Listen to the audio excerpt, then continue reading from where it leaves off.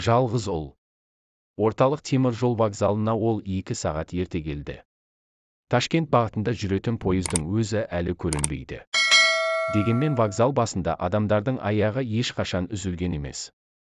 Көп ұзамай жан жақтан ағылған жүргіншілер қатары молайып, жолға шыққандар қарасы көбейе бастады. Көпшіліктің арасындағы аққұба өңді талдырмаш қыз біресе білегіндегі сағатына үңіліп, біресе есік жаққа мойын созып, біресе үлкен терезеге көз тастап, алаңдап отыр. Ерболат шығарып салуға келмек еді. Бірақ әлі жоқ. Сен осы жолы әпкеңе бәрін айтасың. Ол үлкендеріне, ағайын туғанына жеткізеді. Мен өз ойымды әкеме айтамын. Сол жақтан келген бойда біз үйленуге арыз береміз деген екеуінің арасында берік уәделері бар болатын. Оу, Ерболат қайдасың? Неғып кешігіп жатырсың? Осы ойлар қатты алаңдатқанымен келе қойған Ерболат жоқ. Міне составтың жүретін уақыты ескертіліп, репродуктордан саңқылдаған дауыстағы естіліп жатыр. Жан жаққа бытырап үлгерген кейбір жолаушыларда бұл уақытта әр тұстардан жүгіре жетіп, әркім өз вагонының есігіндегі темір тұтқышқа асығыс жармаса бастады. Қыз да қолындағы билетін жолсерік келіншекке көрсетіп, темір баспалдақпен жоғары көтерілді. Бірақ тамбурдан ұзап кетпей, есік жақтауына жақын жерде тұрып қалды. Ішке кірсеңізші, сұлу бой жеткен. Бұл арада жолаушылардың келіп шығуына кедергі жасайсыз. Әрі менің жұмыс істеуіме де бөгет болмаңыз деген жолсеріктің жағымсыздау ескертпесін құлағына ілмеді. Тек қана, майне, біз де кеттік дегендей, паровоз бар күшімен буын будақтата ышқына дыбыстап, сарт-сұрт еткен доңғалақтары дүрсілдеп, бәрте-бәрте жылдамдыққа басқанда, қыздың да тағаты таусылғандай, жанарына іркілген жас тамшылары аппақ жүзімен төмен қарай сырғи жөнелді. Ішкі жағынан бәрі бетті деген сөз қайталанған сайын, жүзін жуған жас тамшылары да сауылдап, тепті тоқтар емес. Ол енді амалсыздан өз орнына келіп, купе терезесіне бетін бұрып, бұл жолы көз жасын сыртқа шығармай, жұрттан жасырып ішке жұтуға тырысып бағуда.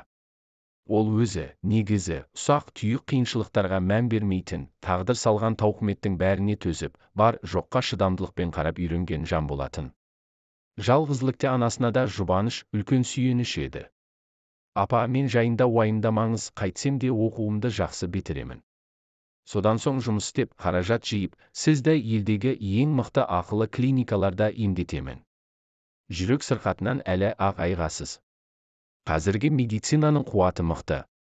Дейтін. Сөйтсе, уәде деген оның өзіне ғана байланысты болмайды екен ғой.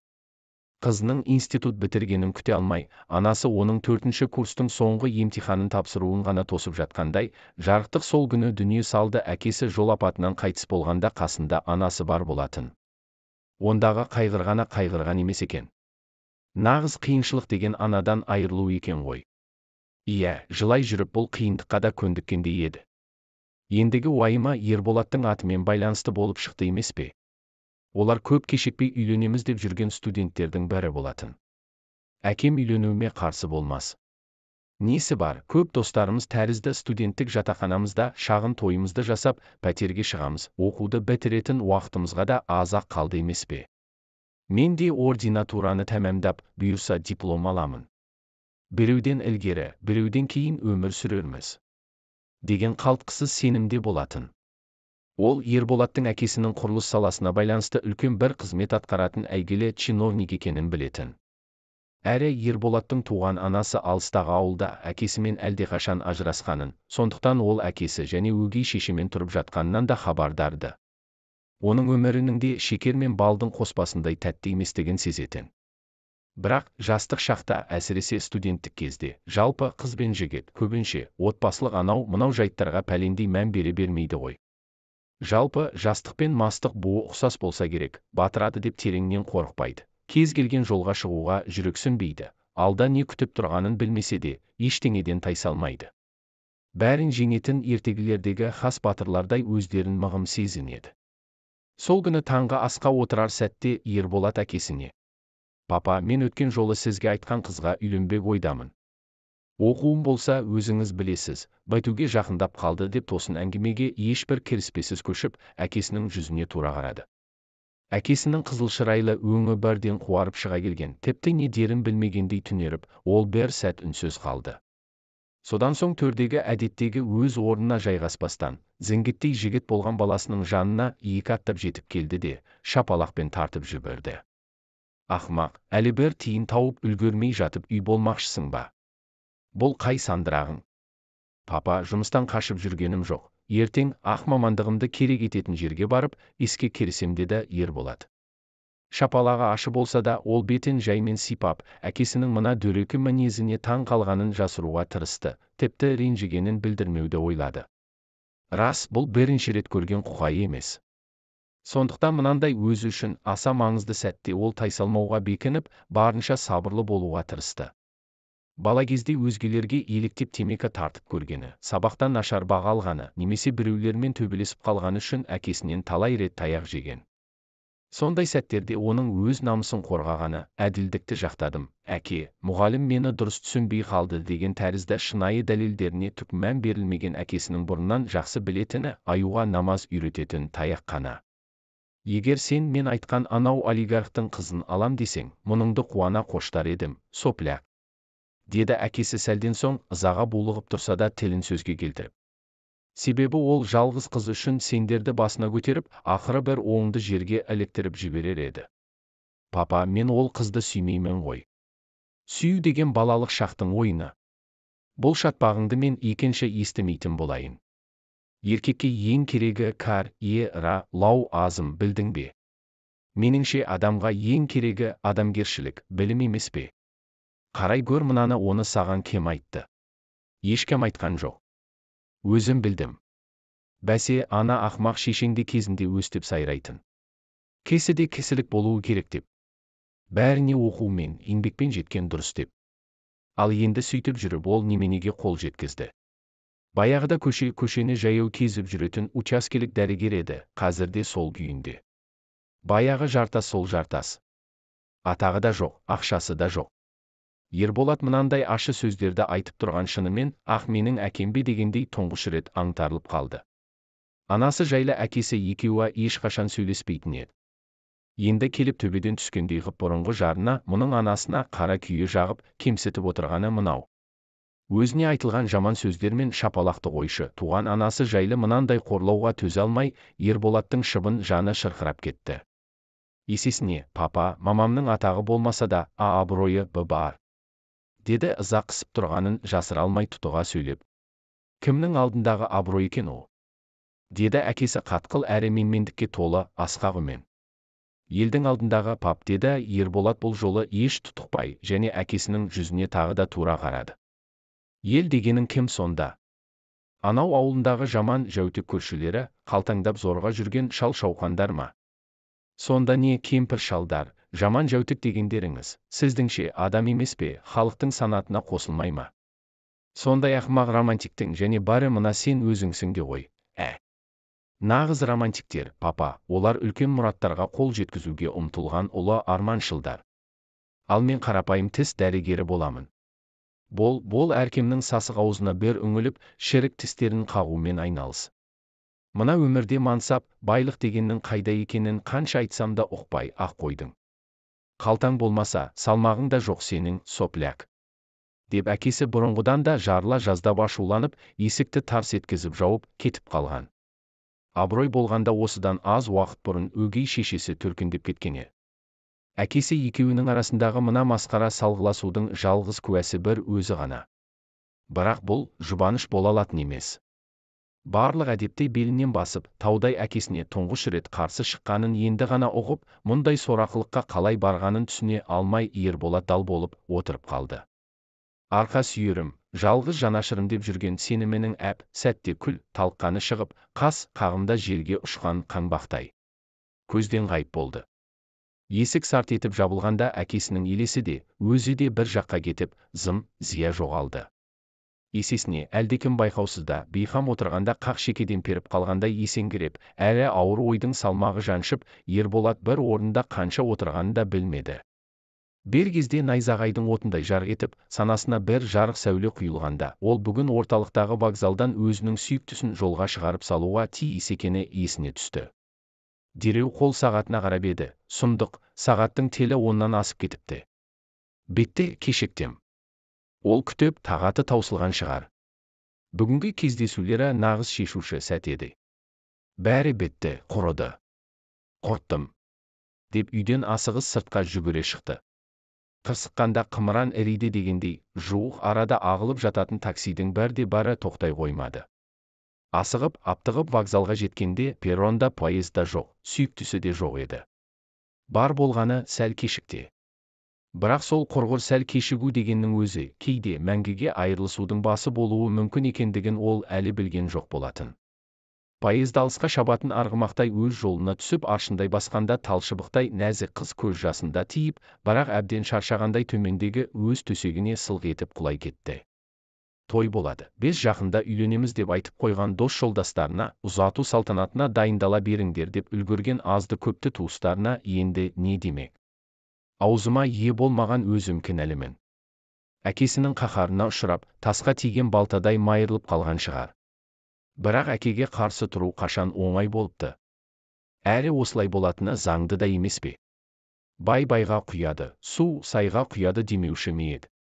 Себебі бай мен кедей қай заманда тең болып еді. Аты бірдей болғанмен заты бөлек қой. Мына қақап тұрған қыстай нарықтың қыспағы баршылықпен мен жоқшылықтың арасын бұрынғыдан да аша түсті емес пе? Оның үстіне мендей жетім қызды қай отбасы ұната қойсын?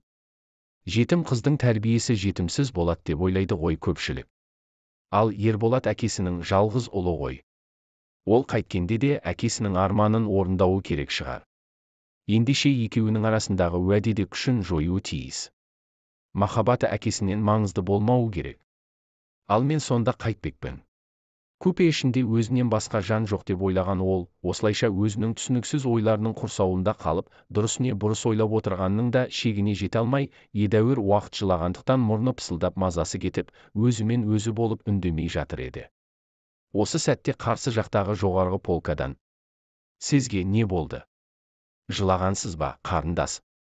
деген оқыс дауыстан селк ете қалды. Жоғарғы полкада ұйқыдан шошып оянғандай сасып қалған, сонда да шынтақтай тұрып отыруға ыңғайланып жатқан жас жігітке бақырайып, амалсыз қарап қалды. Мына қыздың жасы құрғай қоймаған мөлдіреген бота көздеріне таң қалды. Білем, жігіт байғұс не дерін білмеген күйі. Мұндай сұлу көздер ешқашан жыламауы керек, деді. Өстіп өзінше ереже шығарып, дереу бойын жиып үсті басын түрткілеп, төменге секіріп түсті. Мынандай сөздерді қыз бұған дейін ешкімнің аузынан естімеген соң ба, әлде жігіттің үнінде бір өзгеше салмақ, мағына мән бар сияқты көрінгендіктен бе, әйтеуір таңданып-ақ қалды.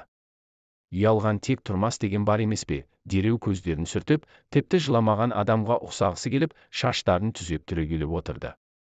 Жігітке жүзін көрсеткісі келмей, лезде терезе жаққа бұрылып кетті.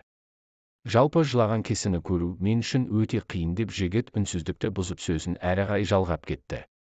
Өйткені детдомда жылағандарды көп көрдім. Ал неге екенін білмеймін, қыздардың жылағанына тіпті төзе алмаймын. Кешіріңіз, бірақ та француз жазушысы Франсуа Ларошфуконың ақылдың шегіне жеткендердің өзі жүректің түкпіріне бойлай бермейді дегені есіме түсіп отыр. Кез келген адамның ішкі сыры қатпар болып жатады ғой. Жігіт осылайша өзі сұрап, өзіне өзі жауап берген болып жатыр. Мұны әлі екеуі ара әңгіме деуге келмейтін еді. Себебі қыз әлі тіл қатқан жоқ. Қазірде терезе жаққа қарап, тірі мүсіндей қатып қалған. Тек жүрдек пайыз ғана өзі арқалап келе жатқан ешбір жолаушының өміріне ешқандай қатысы жоқ қалыпта, дөңгелектері сартылдап, шауып келеді. Өмір дегеніңде, күндер мен жылдар дегеніңде дәл осылай, ешкімнен сұрамай, ешкімге есеп бермей. Адамдарға қатысты ешбір оқиғаны күтпей, өз бетімен таңда атырып, кеште батырады. Елдің өмір қатал, өмір қатыгез, ол бәрін өзі үйретеді деп жататыны сондықтан шығар.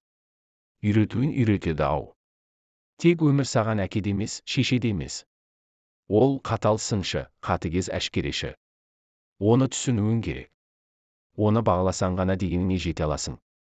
Әйтпесе шадыр мінезді жылқы малындай кез келген тұста аударып тастап жүре беруден тайынбайды. Шығыс даналарының бірі: "Я Алла, маған қолымнан келетін істі атқаруға қуат бер. Қолымнан келмейтін іске ұмтылмайтын ерік бер. Екеуін бір-бірінен айыра алатын ақыл бер" деп тілек тілегені де бекер емес болар. Осылайша өмір жайлы, сезім жайлы өзінше іштей әртүрлі ойға берілген қыз, мына жігіт біраз тәуір ой айтты-ау деместен, оған ешқандай жауап қатқан жоқ. Сондықтан болар, өзінің ебедейсіз көрінген күйін енді сезгендей жігіт жіті қимылдап. Проводниктердің шайы дайын болып қалған шығар, біліп келейін деп дәлізге шығып кетті. Бұл қыз, бәлкім, мылқау шығар. Ал мылқаулардың естімейтіндері де кәміл. Тәңір мынандай сұлулықты бекер сыйламаған болды. Ол шіркін, бір нәрсені үйіп, төгіп беріп тұрып, бір нәрсеге сараңдық жасайтыны да болады емес пе? Осы ойлардан аяқасты басы әңкі-тәңкі болған жігіт едәуір уақыт өткен соң, бірнеше кешегірім пакеттерге салынған заттарды көтеріп купеге енді. Одан ешкім ештеңе сұрамаса да. Қазір шай әкелемін, қарындас деп қызға қарап жылы үн қатты. Қыз не жарайды, не жоқ деуді шешпегендей, үнсіз күйде көпелес көршісіне тұңғыш рет назар аудара қарады.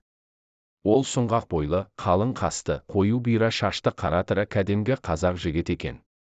Бастысы, сәл қысыңқы қой көздері құбылып ойнап тұрған жоқ. Кісіге тура байыппен қарайды екен. Манадан бері өзімен, өзі сөйлегендей болып жүрген жігіт болса, қыздың әйтеуір керең еместігіне өзінше қуанып, түйіншіктерді терезе алдындағы шағын үстелге қойды да, бүгінгі басты міндеті мына бейтаныс қызға ыстық шай ұсыну деп бекінгендей, жіті қимылдап сәлден соң сырттан шағын домалақ ақ шайнекпен оралды. Купе ішінде жаңа шыққан үнді шайының иісі бұрқ ете қалды. Жігіт дереу шағын үстелге конфет, печенье мен тәтті тоқаштарды әдемілеп орналастырды да, қызға қарап. Қарындас, дастарханға бұрылыңшы деп қазақы қонақжайлы қалып танытты. Қыз да бұл жолы керіліп, созылмай, бәр сәтке осалдығын бөтен адамның көріп қойғанына іштей ыңғайсызданса да, бұрылып, дастарханға жақындап отырды. Себебі анасы дастарханнан үлкен нәрсе жоқ деп, жиі айтатынын еске алды. Әдемі аппақ бокалға ыстық шай құйып, жігіт алдына қойғанда ғана. Детдомда жылағандарды көп көрдім. Дегенде сіз мен балалар үйінде тәрбиелендім дегенді айтпай қалдыңыз ғой деймін деді көкейінде пайда болған сұрақты жасырмай. Иә, мен балалар үйінде өстім деді ол бірден әңгімеге көшіп, шешем ашы толғақ үстінде қайтыс болыпты. Ал әкем әскери ұшқыш болған екен. Бір жолы абайсызда ұшақ құлап, әкем қатты жараланып, содан көп ұзамай қайтыс болыпты. Сондықтан мен үкімет қолына өткізіліппін, сонда өсіп жетілдім. Ата-анамның бет бейнесін суреттері арқылы ғана білем. Алайда мен де бала кезімнен әскерилерді жақсы көрдім. Ақыры әкемнің жолын қуып, ұшқыш мамандығын алдым. Қазір жаңа типтегі ұшақтарды, яғни жаңа истребительдерді сынаушымын деп жігіт қыздың аз кем тіл қатқанына қуанғаннан болар, осылайша өмірінің бар қайғысы мен қуанышын лақ еткізіп ақтара салды. Жігіттің әңгімесі қызды шынымен таң қалдырды. Қысқа да нұсқа. Тап түйнақтай, өзінің емес, басқа біреудің өмірбаянын айтқандай, бір түрлі еркін. Негізі, мына жігітте белгісіз бір мығымдық бар. Қыз бұған қарап өзін осы уақытқа дейін тіпті ұйықтап жүргендей сезінді. Сонда да мұның бәрінде әлдебір шикілік жоқ па деген ішкі сенімсіздікпен. Сіз осылайша бір көрген жанға бүкіл жан сырыңызды дереу ақтара саласыз ба? Деп қалды. Енді манадан өзін нық сезініп, еркен ұстап келе жатқан жігіт шынымен сасып қалды. Жоқ. Ол не дегеніңіз? Шынымды айтсам, бұл әңгіме бүгін бірінші рет аузымнан шығып кетті. Жақсы адаммен сырласу дегеннің өзі зор бақыт болса керек. Сонда мені жақсы адам деп қабылдап қалғаныңыз ба? Бәлкем мен тіпті нашар жан шығармын. Олай демеңіз, мен сізге сіздің көздеріңізге сенген болармын. Түсінген адамға көздер керемет сөйлеп тұрады. Енді қыз қысылып қалды. Сондықтан, оныңыз рас енді деді жай ғана, бірақ мен үшін бүгін сенім деген нәрсенің жоғалған күні болып тұр. Қыз алдындағы шайдан бір ұрттап кесені үстелге қойды. Қап, Ол қалай болғаны деп жігіт сұрақты қызға емес, өзіне қойғандай тосылып, ақ қалды. Мына жігіттің сөздерінде, бар қимыл әрекетінде жасандылық жоқ екенін ұқты ол. Ең кереметі, бұл арада мәселе сөзде де емес шығар, адамның өз өмір жолын берік таңдауында, өз мақсатына жете білуінде болып отыр ғой. Қыз өзін осы тұста ойламаған жерден тіпті бір бейшара сезініп қалған еді. Жігіті шығарып салуға келмеді, енді біз үйленбейтін болдық деп жылап сықтады. Тура әлгі орыс ойшылдары айтатын, сокол гибнет от печали, кура гибнут от любви дегендей ақ болып шықты. Кім білсін, бәлкім, осындай күтпеген кездесулер, ойламаған жаңалықтар әкеліп, адам жанында небір шұғыл өзгерістер туатын шығар. Тіпті кейбір жандардың болашақ тағдыр, талайы осыған дейін кәдімгідей кесіліп, пешілгеніне қарамастан дереу бөлекше шешіліп, бұрынғыдан басқа соқпаққа түсіп бұрылып жүре беруі де ықтимал екен. Себебі махаббат деген соншалықты күшті болғанымен, онда төзім деген жеткілікті бола бермейді. Ол болаттай берік болғанымен қылдай нәзікте. Нағыз келетін сәтте келген жоқ, ендеше сүймейді, не сүйдім дегеннің бәрі жалған. Басқа нәрсе болуы мүмкін емес. Махаббат міне осылайда кесіп түсетін, бірден шеше салатын өзімшіл құдірет болар. Кейде көзден толассыз төгілген ыстық жастың асау толқындай, жолындағының бәрін апай-топай жапырып тастайтыны бар екен ғой. Көздің жасымен қоса жүректегі бар сезімде жаңбыр суымен жуылып, шайылғандай болып ағып кете баруы да кәміл болса керек. Осындай түсініксіздеу сезім мен сенімсіздіктің құшағында отырған қыздың көңілі қатты құлазулы еді. Мұны байқап отырған жігіт: «Қарындас, ыстық шай ішіңіз» деп кесеге жаңалап шай құйып, үнсіздікті бұзу үшін қызға сабырлы үн қатты. «Менің атым Керімбек. Сіздің есіміңіз кім болады?» деп сұрады. «Атым Гүлжібек» деді қыз салқын ғана. «Туу, бірінші рет естіп тұрған, не деген сұлу есім. Әрі гүл, әрі жібек» деп жігіт қатты риза болды. Қазағым сұлулық дегенге құштар, ақ қой, шіркін деп әлденеге көңілі масайрай түсті. Солайда шығар. Бұған қоса, жібекті жүн қылады түте алмаған дегенді де айтқан сол өзіміздің бабаларымыз. Қыз әлі де өз құпиясын жасыра түскісі келгендей, жүзін тағы да терезе жаққа бұрып әкетті. «Бұл да рас сөз» деді жігіт әңгіменің ауаны осылай ойысқанына ыңғайсызданып. «Сонда да біз жаспыз ғой, ал бұл дегенің ең бастысы. Кез келген арманға қол жеткізу өзімізге, адамның өзіне байланысты» деді нақты жауап қатып. «Иә, деп қалды қыз екі ұштылау. «Ойың жаман болмаса, ісіңде жаман болмайды» дегенді кезінде Қытайдың данышпаны Конфуций айтып кеткен көрінеді. Сіз бағанадан бері менің көңіл күйіме үлкен мән беріп, қамқорлық танытып жатырсыз. Рахмет сізге, деді жай ғана. Рахмет айтатындай мен әлі ештеңе жасай қойған жоқпын. Ал негізі, шынымды айтсам, сізге қолымнан келген бар жақсылықты жасағым келеді, деді ол дауысы бір түрлі құмығып, бірақ нық, салмақты үнмен. Жоқ. Біреуден көмек күтетіндей мен мүшкіл халде емеспін. Шүкір, бірталай нәрсеге өзімнің де шамам жетеді. Сіздің мінезіңіздің осал еместігін байқап келемін. Сонда да болса, кемел ақылдың алдында басымды иемін. Үлкен жүректің алдында тіземді бүгімін деген екен әйгілі ақын кете. Мен сіздің алдыңызда басымды да игем, тіземді де бүккім келіп тұр. Қойыңыз. Асықпаңыз, мұныңыз тепті әсірелеу болып кетті. Әрі. Гете өз өмірінде бірнеше қызға ғашық болған жан емес пе? Солай. Бірақ ақындардың, жалпы, таланттылардың өмірі ешқашан оңай болмаған. Ал мен сізге шын ойымды айттым. Үлкен жолдың үстінде келе жатырмыз ғой, өтірік дегенді, негізі, ұнатпаймын, деді жігіт. Бұл жағынан бізде ұқсастық бар болып шықты, деп қыз да тұңғыш рет жылы жауап қатты. Әйтсе де, әлге басқа біреуге жақсылық жасауға дайын тұру деген нәрсеңіз, яғни сондай ұғымыңыз қайдан шыққан? Кім білсін, бұған әркім әртүрлі жолдармен келетін шығар. Бәлкім, ол жаратылысқа да байланысты болар. Десек те, өзін ізгілік жолына, жақсылық жасау жолына бастау адамда ақыл мен сананың толыққан, молыққан кезінде пайда болса керек.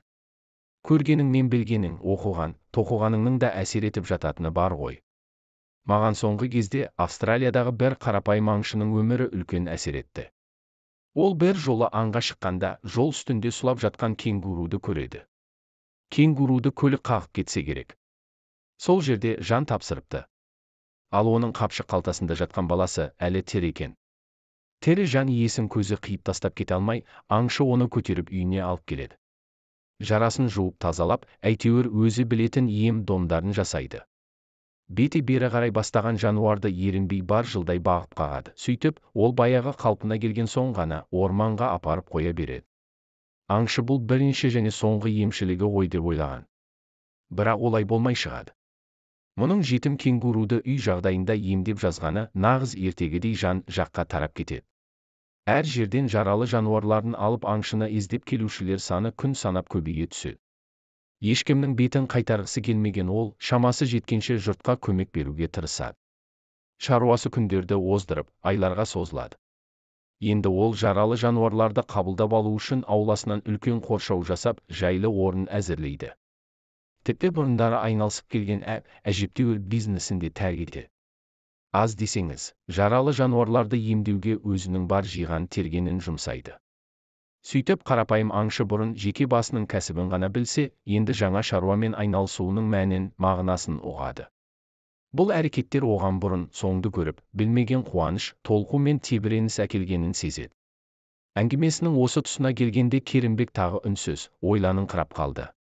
Осылайша менде әлге қарапайым аңшы тәрізді, кәсіптің ақша мен мансапқа емес, мағына мен мәнге айналып, өмірлік ұстанымға әкелгенін ұқтым. Кезінде ата-анасыз тұл жетім қалған мені желеп, жебеп, өсіріп, тәрбиелеп, асауаттың тізгінін ұстатқандай ғып мені үлкен өмір жолына түсірген еліме ақырғы демім біткенше қарыздар екенімді ұқтым деді. Гүлжібекке бұл сырласу үлкен әсер етті. Бір көрген жігітке де осылайша сенуге болады екен. Бұл арада әлге орыс халқының бар мақалында айтылатын, бар адамды толық танып, білу үшін бір пұт жеуің керек дейтін ескертуі қызға тіпті ескеріп қалғандай көрінді. Гүлжібек, айып етпеңіз, мен сізді бір көргеннен ұнатып сүйіп қалдым деді, жігіт соншалықты бір орнықты дауыспен, үзіліп қалған әңгімесін өзі жалғап. Сенсеңіз де, сенбесеңіз де осы қазір бір жол айрығында біз екеуміз екі жаққа кетеміз. Сол үшін де өз ойым мен сезімімді осылай ашық айтуға тиіспін. Айтпай қалсам өзімді кешірмес едім. Қыз бірден ештеңе дей алмады. Жай ғана, сәл таңырқағандай, жігітке жалт қарағанда оның бота көздерінің жанары жарқ ете қалды. Көрерміз уақыт бәріне төреші емес пе деді содан соң салқындау үнмен. Мен келесі станцияда түсемін. Жақсы әңгіме айтып, жолды қысқарттыңыз. Бәлкем, өмірімді ұзартқанда шығарсыз. Рахмет сізге. Мен түсуге ыңғайланайын. Қыз орнынан тұрып, мұны заттарын сөмкесіне салып, жинала бастады. Мен сізді шығарып саламын деді, жігіт сабырлы, нық дауыспен. Бұл кезде поезд составы доңғалақтары дүрсілдеп, үлкен станцияға жақындап қалған болатын.